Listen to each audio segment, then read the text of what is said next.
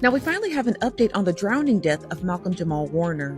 Now according to ABC7, they stated that Malcolm-Jamal Warner had drowned while he was on vacation in Costa Rica. Now the article goes on to say that Warner had drowned off the coast of Costa Rica on Sunday. Something you long believed to be true but realized wasn't. Well, as one of the main opponents of the Illuminati, I always wanted to know what information they had that we did. These are the first things we saw when we pulled up to the beach. Signs in Spanish and English warning people about potentially hazardous conditions. This sign even giving a roadmap for how to escape a rip current. Malcolm Jamal Warner drowned off the coast of Costa Rica while saving his 8-year-old daughter. And suddenly, Hollywood remembered him. The same industry that ignored him for years is now calling him a legend. But this wasn't just a freak accident. Warner had quietly rejected degrading roles, refused to play stereotypes, and spoke out against the system. And that came at a cost.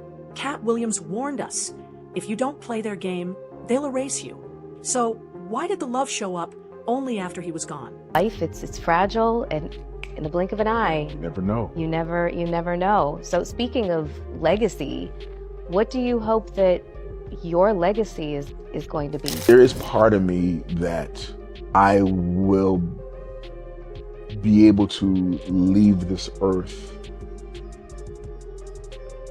knowing and people knowing that I was a good person. I've spent, so much of the early part of my life listening to being celebrated on one hand, but paying way too much attention to the naysay. Malcolm Jamal Warner, best known as Theo from The Cosby Show, drowned on July 20th, 2025, while on vacation in Costa Rica with his family.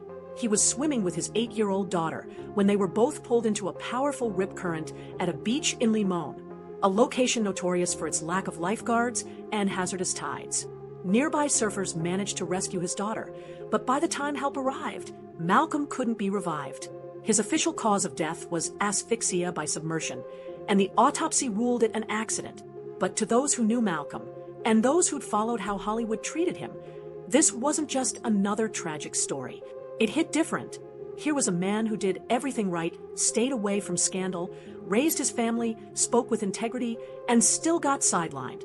But what happened after his death revealed even more than the accident itself. Rican Beach, where officials say a dangerous rip current swept away Malcolm Jamal Warner, the Cosby Show star, drowning in secluded paradise on Sunday. What makes that beach so treacherous? It's similar to other beaches where there are strong rip currents that are deceiving. Mike Geist helps run a volunteer lifeguard organization here. He says while no lifeguards were on duty that day, Geist's friend, who happens to be a trained lifeguard, was there to surf and discovered Warner unresponsive in the water. Costa Rica's Red Cross says they were able to rescue another man alive who was taken to a clinic in critical condition. Rica, Jesse, officials say Warner's autopsy is now complete.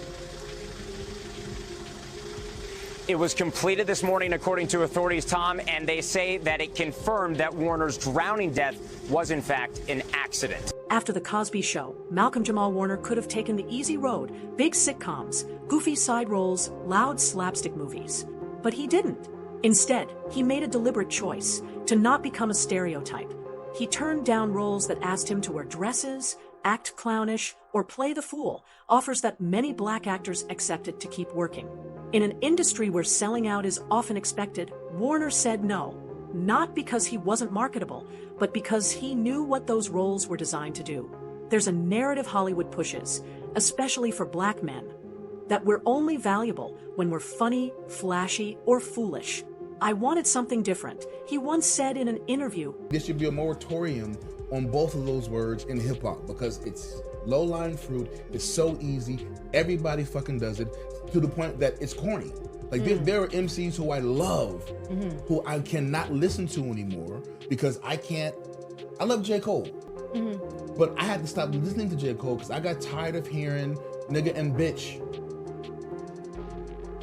as much every 2 sentences because he's proven himself to be such a incredible lyricist that you think it's just too low-hanging fruit for him to use those words. I feel like for the title is combating the narrative of black life, black culture that the media focuses on. And that we're all one thing. Yeah, and the whole concept is, we're not all hood. The black community is not a monolith. Malcolm wasn't chasing attention. He was chasing integrity. He didn't just avoid the spotlight. He avoided what the spotlight demanded from people who looked like him. And that decision cost him. Studios called less. Networks labeled him too serious. Roles that could have made him millions went to others who were willing to play along. But Malcolm didn't flinch. He stayed rooted in the belief that black men deserve to be portrayed as layered, complex, and real, not just comic relief or side characters. So even before conception, we were very clear we were having a girl. And I knew that I needed a girl first to kind of ease me into it, because I have a pretty good idea of what kind of father I would be. Mm-hmm. So I needed a girl to kind of, slow me down and warm, soften me up, if you will. So for me, raising my daughter, I came into fatherhood already with a certain maturity and certain understanding of male-female dynamics. And with a girl, all of that starts with the father. Mm. So I've always, since I literally pulled her out of my wife. He even turned down work that would have raised his profile, simply because it didn't align with how he wanted to represent his people. In a 2021 op-ed for the Television Academy, Malcolm wrote, "The gatekeepers of black images in television are still overwhelmingly white. And even when they hand over the mic, the stereotypes don't stop, they just get dressed up in nicer clothes." That wasn't a rant, that was truth. And for speaking it, he got pushed aside. Not for lack of talent, but for refusing to play the game. Beef, which, they talk about how much they hate each other and give all these references to violence and that sort of stuff. Yeah. Do you think, even though we enjoy those songs and they're bops, do you think that has a detrimental impact upon the culture ultimately? Ultimately, yes. It's been normalized for, us to call ourselves the N-word, right? And we like to talk about how we've taken the power of that word back. But I'm of the school of thought. If I'm trying to speak love and upliftment to my brother, why am I going to borrow a word from people who use the word because they hate me? But we get caught up in, we're turning the N-word into a positive. But our music is not reflecting positivity, love, and upliftment of our culture. And we're at a point now where so much of especially our music, so much of our black music, when you strip away the music and just listen to the lyrics, so much of our black music is really anti-black. Oh, you think so? When you think about it, think of, you almost cannot have hip-hop without talking about drugs, using the N-word, and murking somebody. Right. Or calling a female, a bitch or a hoe. Like that's become we've normalized that so much that I think we need a space where we can say, wait a minute, that's not all who we are. But someone else had been calling this out for years, and that's where Katt Williams comes in. Katt Williams has been warning us for years. Long before Malcolm-Jamal Warner's death, Katt was speaking out about how Hollywood boxes black entertainers into roles designed to strip them of dignity, and how saying no comes with consequences. In interview after interview, Katt pulled back the curtain on what he called the humiliation ritual, a system that rewards obedience and punishes resistance. And the first sign of that ritual, the dress. Of us make choices. I think it's not a biggest choice for others. I'm saying at the end of the day, Kevin doesn't have to worry about what people are going to say about him wearing a dress because of the long line of dress-wearing people before him. So now we had Big Mama's house 1, 2, and 3. Yeah. I've never seen Medea in a pantsuit. I think she wears dresses. So now I'm saying, why are we picking on poor little Kevin Hart? Because it was his turn next. Some of us are against the Illuminati, and we are against the Illuminati at our own detriment. When people are against the Illuminati, then they get punched in the face all the time. The press hates them, and nobody likes them. End quote. We all love Dave Chappelle. Exactly. Dave Chappelle has never been a part of the Illuminati. They don't want him or me or people like us. Show me one black actor who wore a dress in Hollywood and didn't blow up, Katt said during an infamous radio appearance. They only lift you up once they know you'll play the character they've written for you. He wasn't joking. From Martin Lawrence in Big Mama's House to Tyler Perry as Medea, and even Kevin Hart, Katt pointed to a clear pattern. You wear the wig, the fat suit, the heels, and the doors open. You refuse, and you're branded as difficult, crazy, or hard to work with. That's not just speculation. That's how Katt himself was treated. I care how people feel about the ritual. It's about does following the ritual work. Yeah. And so you can fool yourself into thinking there isn't one, but the evidence will be clear. So like when I be like, oh, these guys are wearing dresses. Everybody's like, oh, he keeps talking about people wearing dresses. No, it's not. That is a weird thing. It's not like that. Look at it from a different way. Look at it. Show me one person that ever wore a dress in Hollywood unsuccessfully. Despite being one of the most successful stand-up comedians of his generation, he was parodied on SNL 9 times and never once invited to host. At this point, I take it as a badge of honor that they don't F with me. He said, they're not laughing with you. They're telling you how they feel about you. There has never been a person that has been parodied 9 times on Saturday Night Live and yet never been invited other than me. I, at this point, take it as a badge of honor that they don't fuck with me. A lot of times when people are doing an impression of you, they're really showing you how they feel about you. You know what I mean? So for Saturday Night Live to have an impression of me and have a woman do that means they think I'm a bitch. And I understand that that's what they're saying when they do that. I understand how the game goes, and I understand that if you love me, I know why you do. And if you don't with me, I understand why. Sound familiar? It should, because Malcolm-Jamal Warner made the same choices, and the industry gave him the same treatment. He refused to play along, and they slowly erased him, not with scandal, but with silence. But unlike Katt, Malcolm wasn't loud about it. He didn't rant or call anyone out by name. He just quietly built his own path and paid the price. So what exactly was Malcolm doing while Hollywood was ignoring him? Turns out he was building something way more meaningful. While Hollywood moved on without him, Malcolm-Jamal Warner didn't disappear. He chose a different path. Instead of chasing fame, he used his voice to reshape how Black people are seen and heard. In his podcast, Not All Hood, Malcolm tackled topics that most actors wouldn't dare touch, from media bias to cultural stereotypes and the internal struggles of the Black community. The Black community is not a monolith. He said, we're not all from the streets, and we're not all trying to fit into the same box. That's what Not All Hood is about, breaking that narrative. He didn't just talk, he lived it.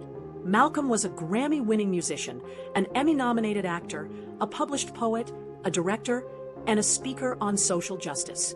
He openly criticized modern hip-hop for normalizing violence, misogyny, and self-destruction. In interviews, he said he stopped listening to certain rappers, even ones he respected, because the constant use of the N-word and degrading language had become, in his words, corny and low-hanging fruit. If I'm trying to speak love and upliftment to my brother, why would I borrow a word from people who used it to hate me? He also didn't shy away from the impact of high-profile rap beefs, like Kendrick versus Drake, calling out how the culture only seems to go viral when it's tearing itself apart. Malcolm believed music, media, and art should uplift, not reinforce the worst stereotypes. And when it came to fatherhood, he wasn't playing a role. He was the role model. Devoted, grounded, intentional. No scandals. No kids out of wedlock. No headlines. Just quiet, powerful leadership. Since I pulled her out of my wife, I've known how important my daughter is to me. He once said, she softened me up in all the right ways. That's the legacy I care about. This was a man building real influence, not through clout, but through character. And maybe that's exactly why the industry never embraced him. Because a principled black man who refuses to be controlled, that's not marketable, it's threatening. But that didn't stop them from coming back for his name when it suited them. And that's where the hypocrisy begins. Malcolm-Jamal Warner didn't get flowers while he was here. For years, Hollywood had him on mute. No big budget roles, no magazine covers, no primetime tributes. But within hours of his death, all of that changed. Suddenly, celebrities were posting long-winded tributes. News outlets called him a pioneer and a legend. Streaming platforms announced interest in unreleased projects with his name attached. Award shows were planning memorial segments. And yet, where was all of this love when he was alive? He never stopped working. He just wasn't playing their game. He was writing, directing, performing poetry, hosting a podcast, and speaking out against everything that made him unmarketable to them. Truth, accountability, black nuance, and independence. But because he didn't chase viral moments or play the fool, they kept him off the radar. They said nothing until it was safe to speak. Katt Williams called this out years ago. He warned that the industry only honors black artists when it can control their image, especially once they can no longer speak for themselves. And that's exactly what we saw. Malcolm's death didn't change his value. It just made him easier to repackage. They don't uplift you for being real while you're here. They wait until you can't push back, Katt once said. Then they clean you up and cash you out. And now, the very same machine that ignored him is profiting off his legacy. The timing isn't a coincidence. It's the playbook. But this pattern of silence then celebration didn't start with Malcolm, and it sure won't end with him. Katt Williams didn't just call out Hollywood. He exposed its formula. He's talked for years about a disturbing pattern in the industry, something he calls the humiliation ritual. And it always starts the same way. You're a rising black star, and then suddenly you're offered a role in a dress, or a fat suit, or a loud, buffoonish stereotype that makes audiences laugh at you, not with you. It's not just about the dress, Katt explained. It's about proving you'll do what they say. And once you do, they know they own you. Katt didn't comply. Neither did Malcolm. And both paid the price. Malcolm never wore the dress, never leaned into slapstick, never played the idiot. He rejected roles that made black men look like jokes. Instead, he chose dignity. And in return, the industry labeled him too serious, too deep, too black. Not in those words, of course, but the result was the same.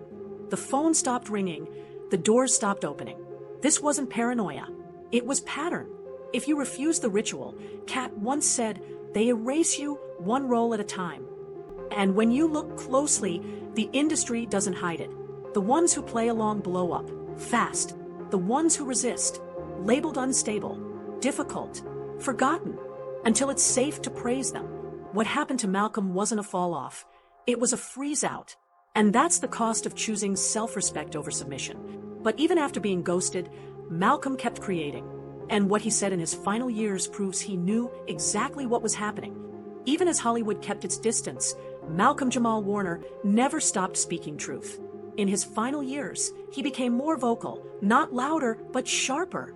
Through op-eds, interviews, and his podcast, he made it clear he saw the game, and he was done playing it. In a 2021 op-ed for the Television Academy, Malcolm directly addressed the media's control over black representation. White writers, producers, and executives are still the gatekeepers. And even when black creatives are brought in, we're often only allowed input within a tightly controlled box. The stereotypes don't go away, they just get dressed up as progress. He called it illusionary inclusion, a system that rewards surface-level diversity while maintaining control over the deeper narrative. And Malcolm refused to be a part of that illusion. He also took aim at modern hip-hop, not as a bitter elder, but as someone deeply concerned about the message.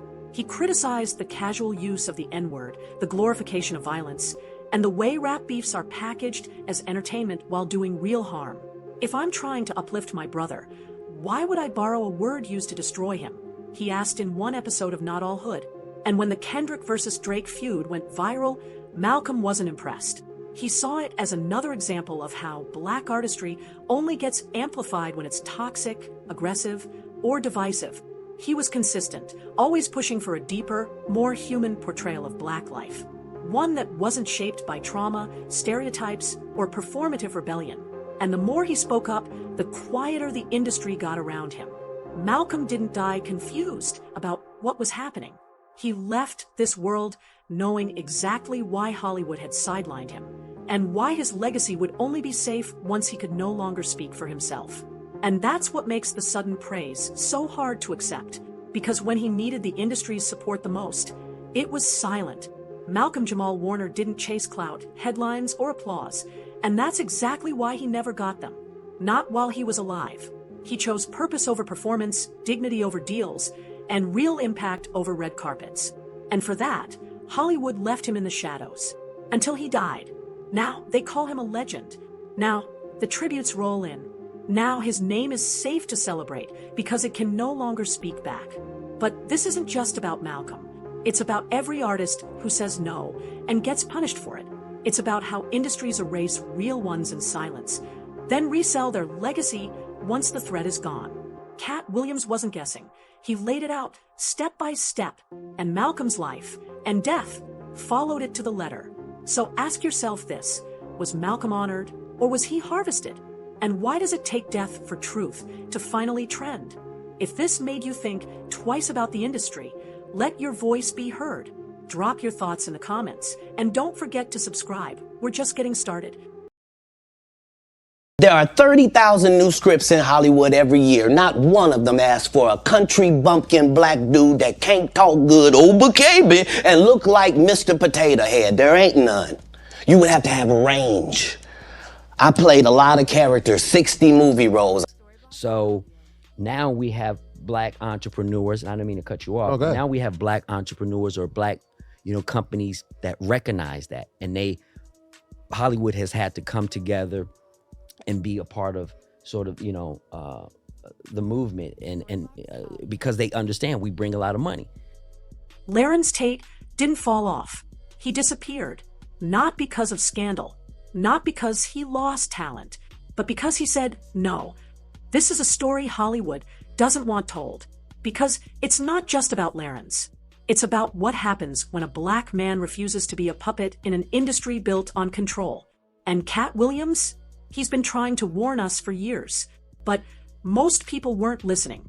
Until now, Katt Williams has never been afraid to say the quiet part out loud. While most actors play the game, smile for the cameras, and collect their checks, Katt's been on the front lines, exposing the darker truths of an industry that rewards obedience, not authenticity. According to him, Hollywood doesn't just prefer fake personalities, it requires them. And if you've got principles, if you stand for something real, well, that's exactly what makes you a threat. In interview after interview, Katt has dropped cryptic but consistent warnings. He's called out the gatekeepers, the hidden figures pulling strings from behind the scenes. Not producers or directors. We're talking about powerful elites who control which faces make it to your screen and which ones vanish without explanation. He's said it before, and he's said it clearly. Hollywood doesn't like real ones. It likes puppets, people they can control. And the price of not playing along: isolation, censorship, blacklisting, or worse, being completely erased from the spotlight like you never existed. But let's be honest, for years people brushed Katt off. They laughed, called him bitter, said he was spiraling. But as time passes and the industry's patterns become clearer, a strange thing is happening. His stories are starting to make sense, especially when you look at what happened to actors like Larenz Tate. Because Larenz didn't fall from grace. He didn't get caught in scandal or controversy. He didn't embarrass himself or the culture. He simply disappeared. Quietly, suddenly, without a sound. And if you connect the dots Katt has been laying out, it becomes painfully obvious Larenz might not have played the role Hollywood wrote for him. And when you refuse to be molded, when you choose your dignity over a paycheck, this industry doesn't fight you, it just forgets you. But let's not get ahead of ourselves. To understand how Larenz went from the face of black cinema to a shadow, we have to start at the peak.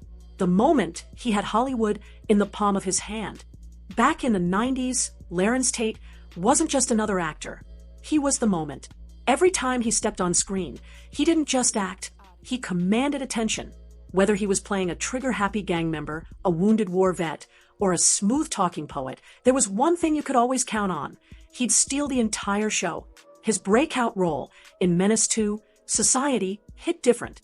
He played O-Dog, a cold-blooded teenager who didn't flinch at violence. And yet, somehow, Larenz made that character feel heartbreakingly human.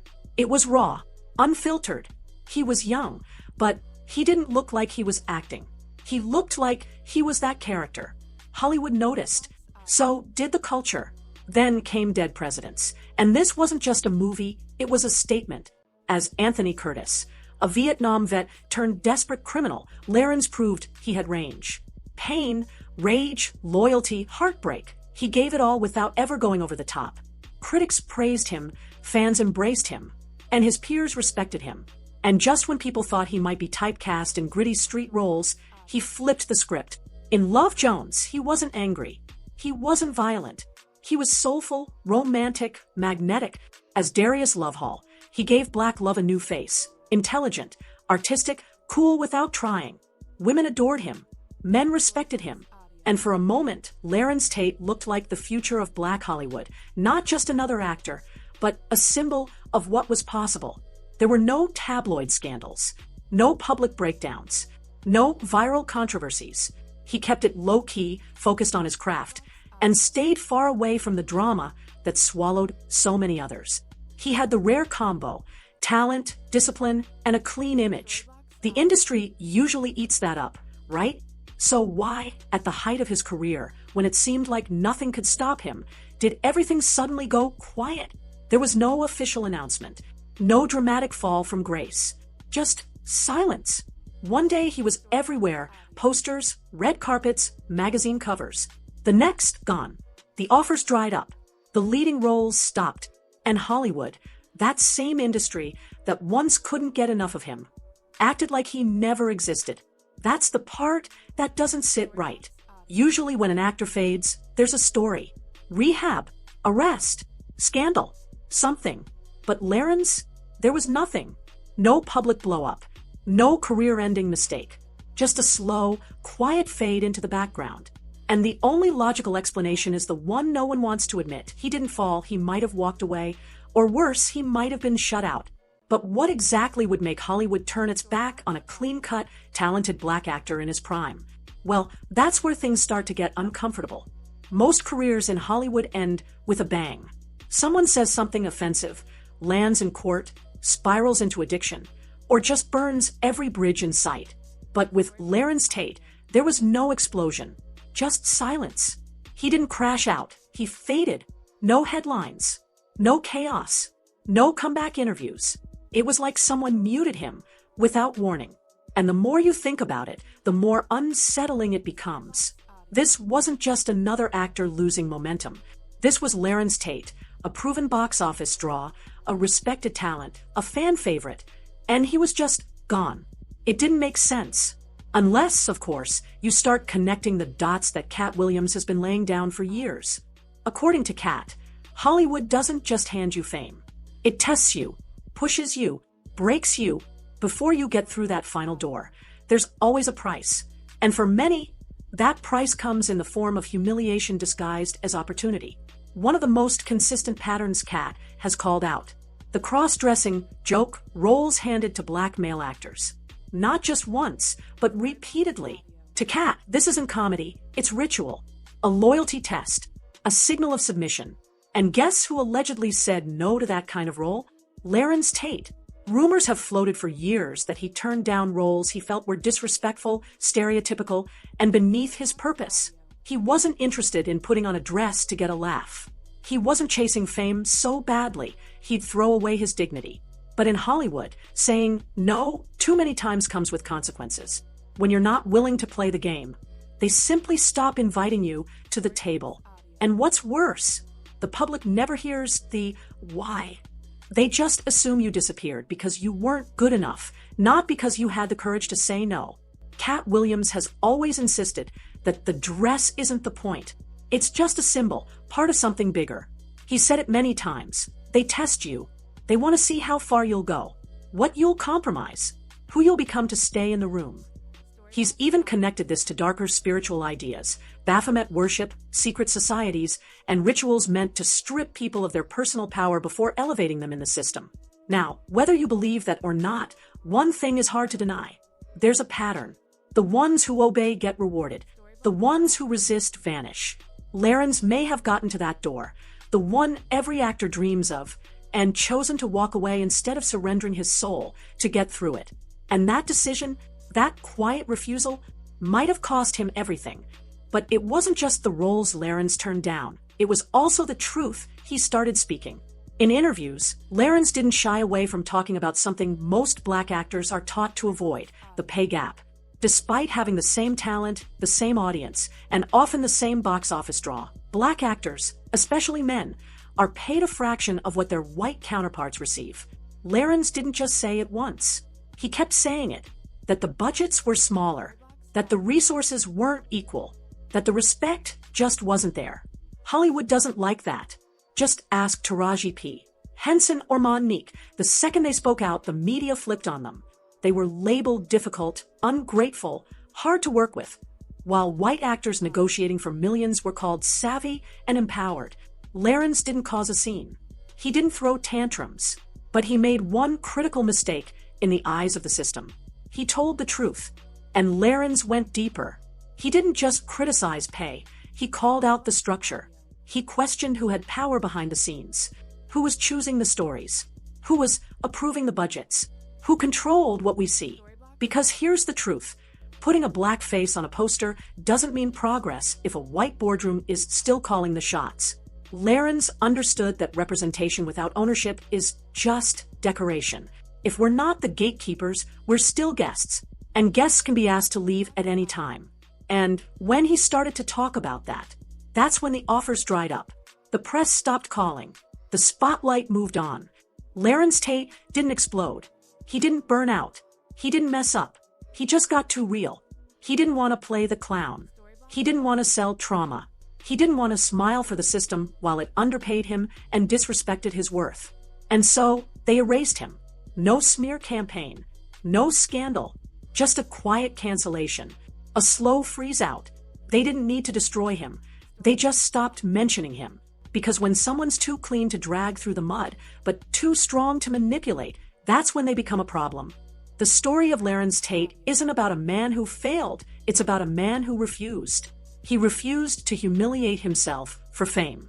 He refused to chase roles that mocked his culture. He refused to stay silent about injustice. And most of all, he refused to sell out. So Hollywood did what it always does to those it can't control. It shut the door quietly and acted like he was never there. But the truth has a way of surfacing.